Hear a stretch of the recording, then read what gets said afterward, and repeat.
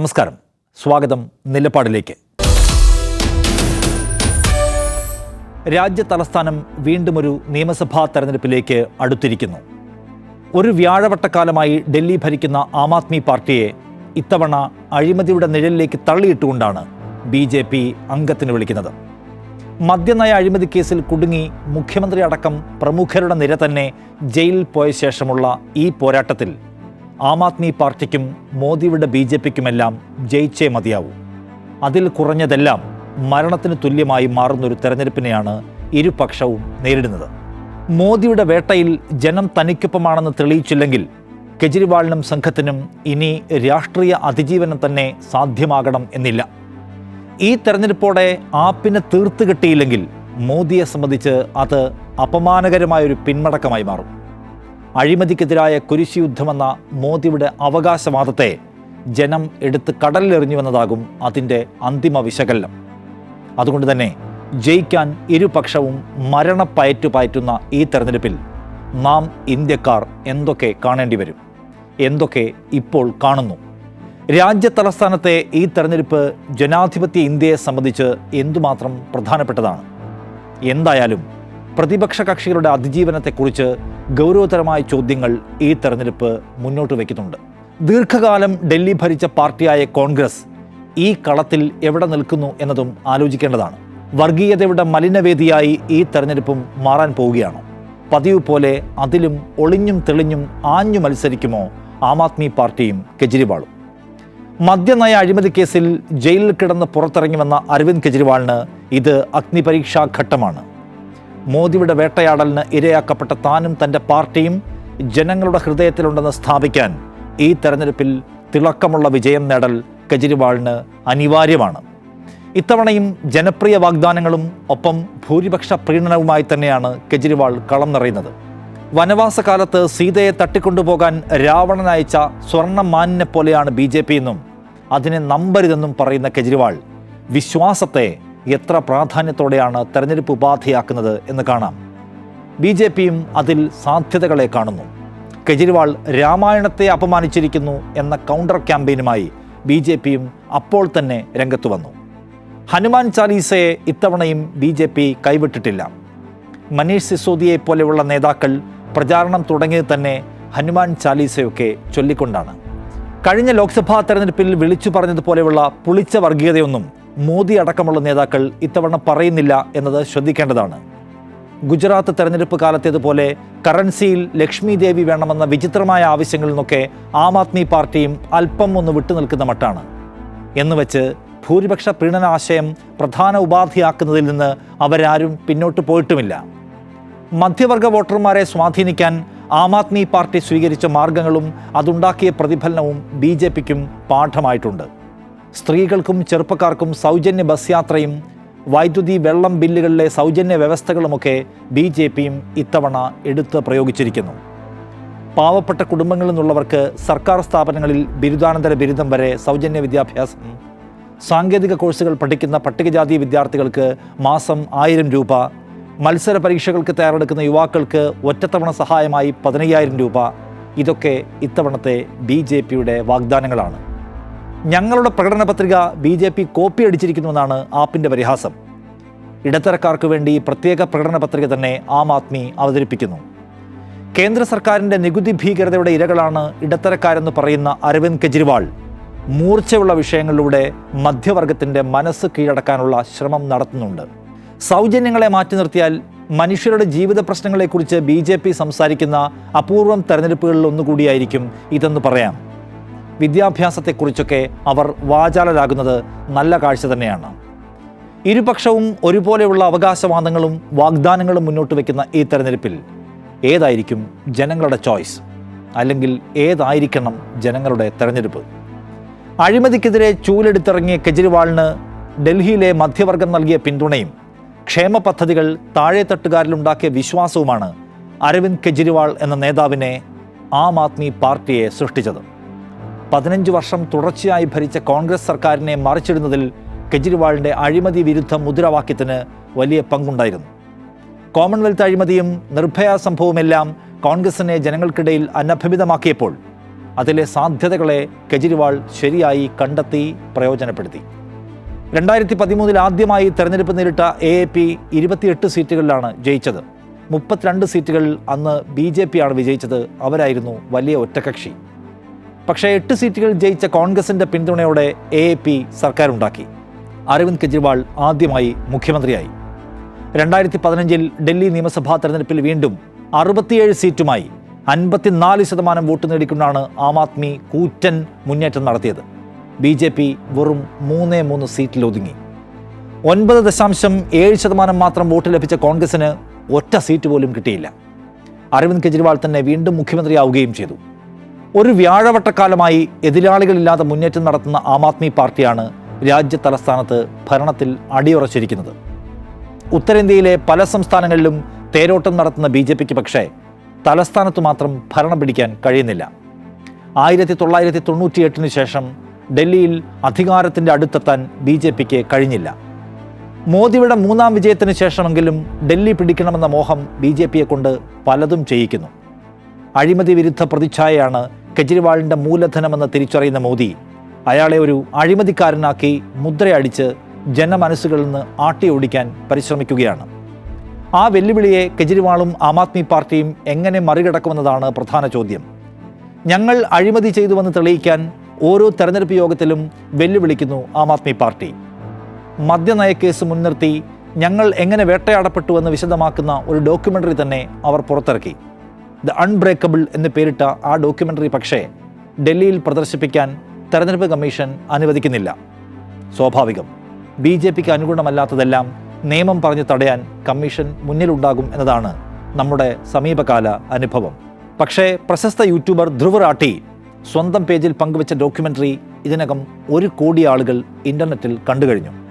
എതിരെ നിൽക്കുന്ന മുഴുവൻ മനുഷ്യരെയും വ്യാജ കേസുകളുണ്ടാക്കി അകത്താക്കുന്ന മോദി ജനാധിപത്യത്തിൻ്റെ അടിക്കൽ ഇളക്കുകയാണെന്ന് വിളിച്ചു പറയുന്നു കെജ്രിവാൾ. ധ്രുവിനെ പോലെയുള്ള സൈബർ ഇൻഫ്ലുവൻസേഴ്സും ഈ പ്രചാരണത്തിന് ഒപ്പമുണ്ട്. ലോക്സഭാ തെരഞ്ഞെടുപ്പിൽ BJPയെ ദുർബലപ്പെടുത്തിയ ഈ പ്രചാരണം ഡൽഹിയിലും യേശുമോ എന്ന് കാത്തിരുന്നറിയണം. BJP വിരുദ്ധ ചേരിയിൽ ജനപ്രിയരായി നിൽക്കുന്ന നേതാക്കളെ കേസിൽപ്പെടുത്തി അകത്താക്കി അപ്രസക്തരാക്കുക എന്ന പദ്ധതിയുടെ ഉദാഹരണമാണ് ഡൽഹി മുഖ്യമന്ത്രിയായിരുന്ന അരവിന്ദ് കെജ്രിവാളിനെതിരായ കേസെന്ന് നിശ്ചയമായും സംശയിക്കേണ്ടി വരും. പുതിയ മദ്യനയം രൂപീകരിക്കുക വഴി കെജ്രിവാളും പാർട്ടിയും 100 കോടി രൂപയെങ്കിലും അഴിമതി പണമായി സമാഹരിച്ചുവെന്നാണ് കേസ്. എന്നാൽ 3 വർഷമായി ഉയർന്നു കേൾക്കുന്ന ഈ കേസിൽ യുക്തിസഹമായ ഒരു തെളിവും ഹാജരാക്കാൻ രാജ്യത്തെ പ്രധാന ഏജൻസികൾക്ക് ഒന്നും കഴിഞ്ഞിട്ടില്ല. EDയുടെ തുറുപ്പ് ചീട്ടായ കള്ളപ്പണ നിയമത്തിൻ്റെ കരുക്കൾ ഉപയോഗിച്ചുകൊണ്ട് ആളുകളെ അറസ്റ്റ് ചെയ്ത് കൂട്ടുകയാണ് ആദ്യം ചെയ്തത്. നിയമം കണിശമാകിയാൽ തന്നെ അതിൽ നിന്ന് ആർക്കും വേഗത്തിൽ ജാമ്യം പോലും കിട്ടില്ല എന്നതും വസ്തുതയാണ്. അതിനപ്പുറം ഒരു തെളിവും ഹാജരാക്കാൻ ഏജൻസികൾക്ക് ഇതുവരെ കഴിഞ്ഞില്ല. എനിക്ക് 100 കോടി രൂപ കിട്ടിയെങ്കിൽ ആ പണം എവിടെയെന്ന് കെജ്രിവാൾ കോടതിയിൽ ചോദിക്കുമ്പോൾ EDക്ക് ഉത്തരമൊന്നും പറയാനുണ്ടായിരുന്നില്ല. ബോസിൻ്റെ രാഷ്ട്രീയ പദ്ധതിക്കനുസരിച്ച് വേട്ടക്കിറങ്ങിയ സംഘം മാത്രമാണ് ED. അവരുടെ കയ്യിൽ ശരിയായൊരു കേസോ മതിയായ തെളിവുകളോ ഒന്നും ഉണ്ടാകണമെന്നില്ല. അതിനെമ്പാടും ഉദാഹരണങ്ങൾ ഈ രാജ്യത്ത് വേറെയുമുണ്ട്. നോക്കൂ, ED എന്ന ഏജൻസി തന്നെ നാം എന്തിനുണ്ടാക്കിയതാണ്? ഭീകരവാദ പ്രവർത്തനങ്ങൾക്കായി ലോകത്താകമാനം കള്ളപ്പണം ഒഴുകുന്നുവെന്നും അത് തടയണമെന്നുമുള്ള UN പ്രമേയത്തിൻ്റെ ഭാഗമായി രൂപീകരിക്കപ്പെട്ട ഏജൻസിയാണ് എൻഫോഴ്സ്മെൻറ്റ് ഡയറക്ടറേറ്റ്. എന്നിട്ട് അവരിപ്പോൾ എന്താണ് ചെയ്തുകൊണ്ടിരിക്കുന്നത്? ഭീകര സംഘങ്ങൾക്ക് കള്ളപ്പണം ഒഴുകുന്നതിനെക്കുറിച്ചൊന്നും വ്യാകുലപ്പെടാതെ നരേന്ദ്രമോദിയുടെ രാഷ്ട്രീയ എതിരാളികളെ തേടിപ്പിടിച്ച് വേട്ടയാടുകയാണ്. കള്ളപ്പണത്തിൻ്റെ സാധ്യതകൾ ഒന്നുമില്ലാത്ത വിവാദങ്ങളിൽ പോലും പൊടുന്നനെ വന്നിറങ്ങി PMLA നിയമം ചുമത്തി ആളുകളെ അന്യായമായി അകത്താക്കുന്നു. കേവല മൊഴികളുടെ അടിസ്ഥാനത്തിൽ പോലും ആളുകളെ പ്രതി ചേർക്കാമെന്ന ഗുരുതര സ്വഭാവമുള്ള വ്യവസ്ഥകളുള്ള PMLA നിയമം പല്ലും നഖവുമുള്ള ആക്രമണ ഉപാധിയാണ്. കേന്ദ്ര സർക്കാർ അതിനെ പരമാവധിയിൽ പ്രയോജനപ്പെടുത്തുകയും ചെയ്യുന്നു. മുഖ്യമന്ത്രിയെ അറസ്റ്റ് ചെയ്യാൻ ആരുടെയെങ്കിലുമൊക്കെ മൊഴികൾ മതിയോ എന്ന് കെജ്രിവാൾ ചോദിക്കുമ്പോൾ ED മുഖം കുനിച്ച് നിൽക്കുകയാണ്. ഡൽഹി മദ്യനയ അഴിമതി ആരോപണവുമായി ബന്ധപ്പെട്ട് അതിഗുരുതരമായ മറ്റൊരു സംഗതി ആം ആദ്മി പാർട്ടി ഉന്നയിക്കുന്നുണ്ട്. ഇതേ കേസിൽ ED മാപ്പുസാക്ഷിയാക്കിയ അരബിന്ദോ ഫാർമയുടെ ഉടമ ശരത്ചന്ദ്ര റെഡ്ഡി BJPക്ക് നൽകിയത് കോടാനുകോടി രൂപയാണ്. ഇലക്ട്രൽ ബോണ്ട് കണക്കുകൾ പുറത്തു വന്നപ്പോൾ അത് ഈ രാജ്യം കണ്ടതുമാണ്. മദ്യനയ അഴിമതിയിൽ പിടിക്കപ്പെട്ട് പ്രതി ചേർക്കപ്പെട്ട ശേഷമാണ് തുക അധികവും കൊടുത്തിരിക്കുന്നത് എന്നതും വളരെ വ്യക്തമാണ്. BJP അക്കൗണ്ടിലേക്ക് പണം പോയതിന് പിന്നാലെ ശരത്ചന്ദ്ര റെഡ്ഡിയെ പ്രതിപ്പട്ടികയിൽ നിന്ന് നീക്കുകയും മാപ്പുസാക്ഷിയാക്കി തലയുരുക്കൊടുക്കുകയും ചെയ്തു. കേസിൽ അറസ്റ്റിലായപ്പോൾ അരവിന്ദ് കെജ്രിവാളുമായി ബന്ധമൊന്നുമില്ലെന്നും നേരിൽ കണ്ടിട്ട് പോലുമില്ലെന്നും മൊഴി കൊടുത്ത ശരത്ചന്ദ്ര റെഡ്ഡി ഇഡിക്ക് വേണ്ടി പിന്നീട് മൊഴി മാറ്റി. റെഡ്ഡി BJPക്ക് കൊടുത്ത 55 കോടിയെക്കുറിച്ച് അന്വേഷണം വേണമെന്നും അതാണ് യഥാർത്ഥ അഴിമതിയെന്നും കെജ്രിവാൾ കോടതിയിൽ തുറന്നടിച്ചപ്പോൾ ഇഡി നിന്ന് ഒന്ന് കുലുങ്ങി.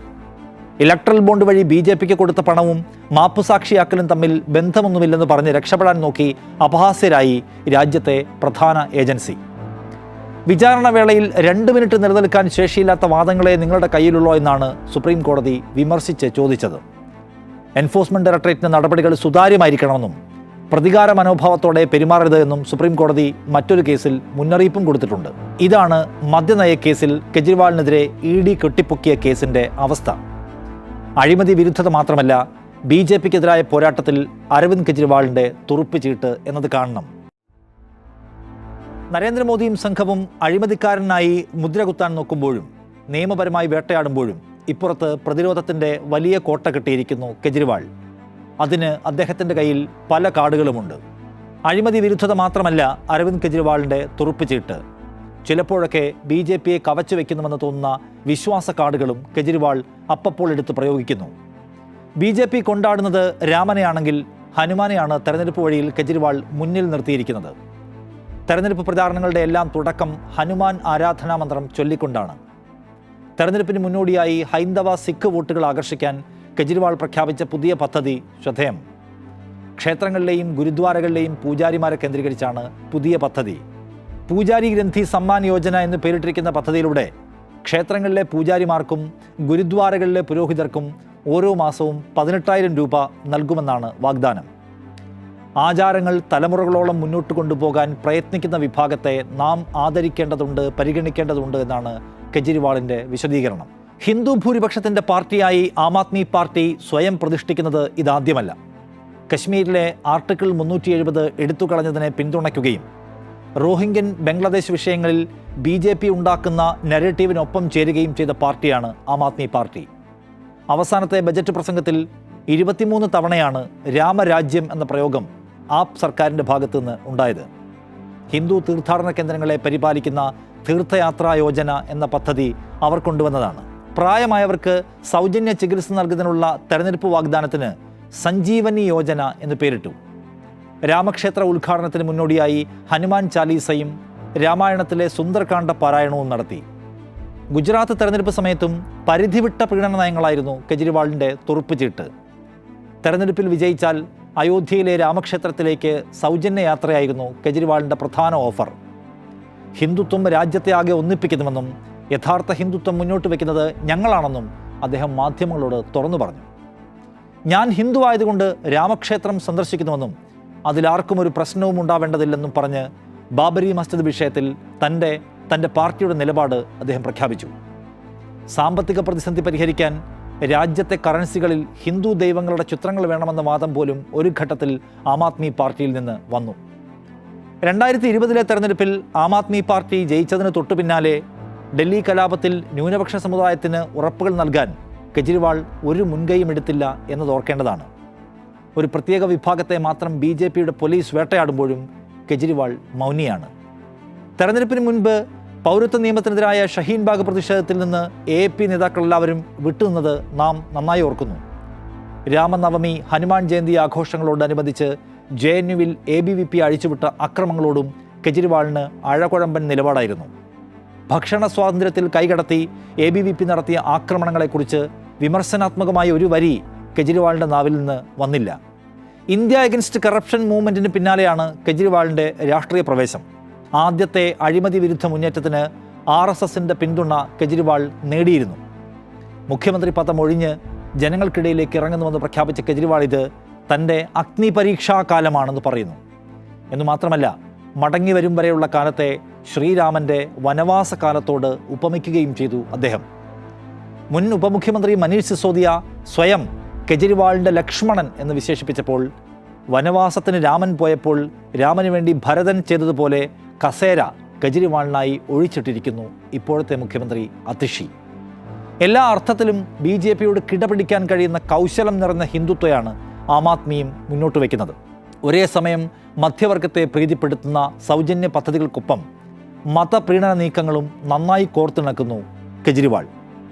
സഞ്ജീവനി പദ്ധതിയിലൂടെ മുതിർന്ന പൗരന്മാർക്ക് സർക്കാർ സ്വകാര്യ ആശുപത്രികളിൽ സൗജന്യ ചികിത്സയും മഹിളാ സമ്മാൻ യോജനയിലൂടെ സ്ത്രീകൾക്ക് പ്രതിമാസം 2100 രൂപയുമാണ് വാഗ്ദാനം. ഹിന്ദുത്വവും സൗജന്യ പദ്ധതികളും സമന്വയിപ്പിക്കുന്ന കെജ്രിവാളാണ് തങ്ങൾക്ക് മുന്നിലുള്ള ഏറ്റവും വലിയ വെല്ലുവിളി എന്ന് മനസ്സിലാക്കുന്ന BJP കെജ്രിവാൾ ഒരു ശരിയായ ഹിന്ദുവേ അല്ല എന്നാണ് ആദ്യം അടിക്കുന്ന അടി. കെജ്രിവാൾ സനാതന ധർമ്മ വിരോധിയും തെരഞ്ഞെടുപ്പ് കാലത്ത് മാത്രം കണ്ടുവരുന്ന ഒരു ചുനാവി ഹിന്ദുവുമാണെന്ന് BJP ആക്ഷേപിക്കുന്നു. ഇതുവരെ ആം ആദ്മി പാർട്ടിയുടെ തന്നെ വഴിയെ ക്ഷേമ സൗജന്യ പദ്ധതി പ്രഖ്യാപനങ്ങളുമായി കളം നിറഞ്ഞു നിന്ന BJP അവസാന ലാപ്പിൽ ഹിന്ദുത്വത്തിലേക്ക് പതിയെ ചുവടുമാറുന്നുണ്ട്.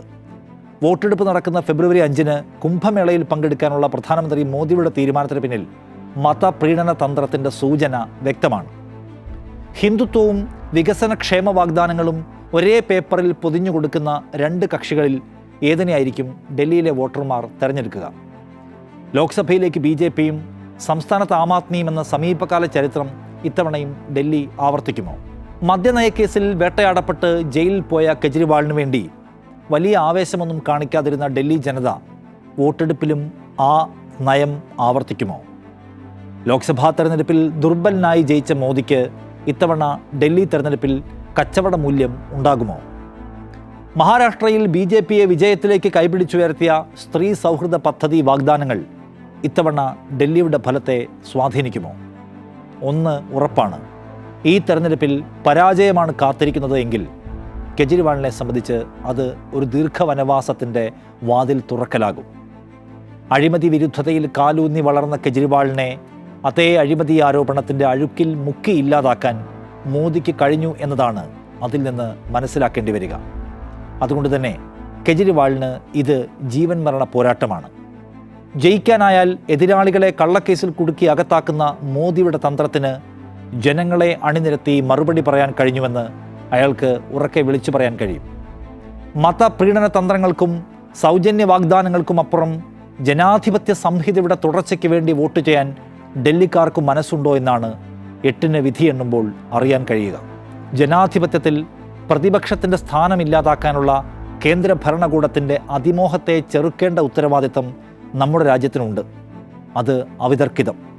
എതിർച്ചേരിയിലുള്ള മനുഷ്യരെയെല്ലാം കേസിൽപ്പെടുത്തി ഇല്ലാതാക്കാനുള്ള പദ്ധതിക്ക് പിന്നിൽ BJP അല്ലാതെ മറ്റാരും ഈ കളത്തിൽ ഉണ്ടാവരുത് എന്ന അതിരുവിട്ട ആശയാണ്.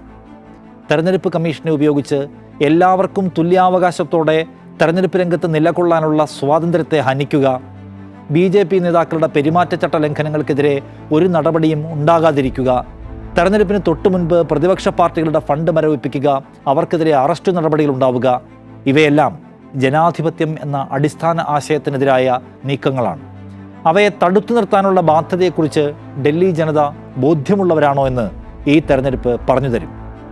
രാജ്യം പോകുന്നത് ഏതു വഴിയിലേക്കാണെന്ന് തിരിച്ചറിയുന്ന ജനതയാകാൻ നമുക്ക് കഴിയട്ടെ.